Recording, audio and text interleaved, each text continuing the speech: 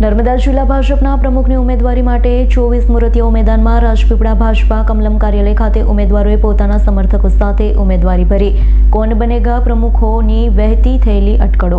નર્મદા જિલ્લા ભાજપના પ્રમુખ માટે 24 મૂર્તિઓ મેદાનમાં આવ્યા છે। શનિવારે સવારથી કમલમ કાર્યાલય ખાતે ઉમેદવારી નોંધાવ્યાની હોય 1 કલાક સુધીના નિયમિત સમયમાં 24 ઉમેદવારોએ ફોર્મ ભરાયા છે। હવેની પાર્ટીની ગાઈડલાઇન્સ પ્રમાણે ફોર્મ ચકાસવામાં આવશે।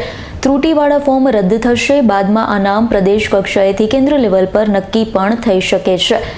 જિલ્લામાં તાલુકા પ્રમુખોની વરણી બાદ હવે જિલ્લા પ્રમુખને લઈ કાર્યકરોમાં ભારે ઉત્કંઠા જોવા મળી રહી।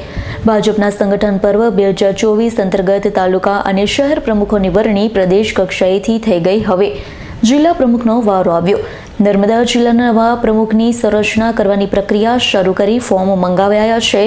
પ્રમુખ જાહેર થયા બાદ તે પોતાનું અલગ સંગઠન બનાવશે। રોજ તારીખ 4/1/2025 રોજ કાર્યાલય રાજપીપળા કમલમ ખાતે ભારતીય જનતા પાર્ટી નર્મદા જિલ્લાના અધ્યક્ષ તરીકેની ચૂંટણી માટેના ફોર્મ ભરવાની તારીખ હતી।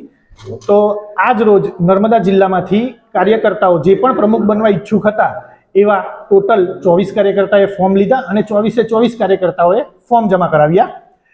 ચૂંટણી ખૂબ જ ઉત્સાહપૂર્વક રહી। દરેકે પોતપોતાના ફોર્મ સારી રીતે ભર્યા અને સમર્થકો સાથે અમને જમા પણ કરાવ્યા। અને અંદાજિત દરેક મંડળમાંથી થોડાક ફોર્મ છે, જેમાં નાંદોદમાંથી લગભગ સૌથી વધારે 10-12 જેવા ફોર્મ છે। બાકીના દરેક મંડળમાંથી 2, 3, 4 એ રીતના ફોર્મ આવેલા છે। હજુ ચકાસણીની પ્રક્રિયા બાકી છે। અત્યારે અમે ફોર્મ જે આપ્યા હતા એ જ લીધા છે।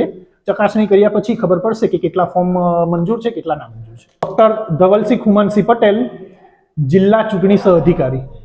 દીપક જગતાપનો રિપોર્ટ, S9 ન્યૂઝ, રાજપીપળા।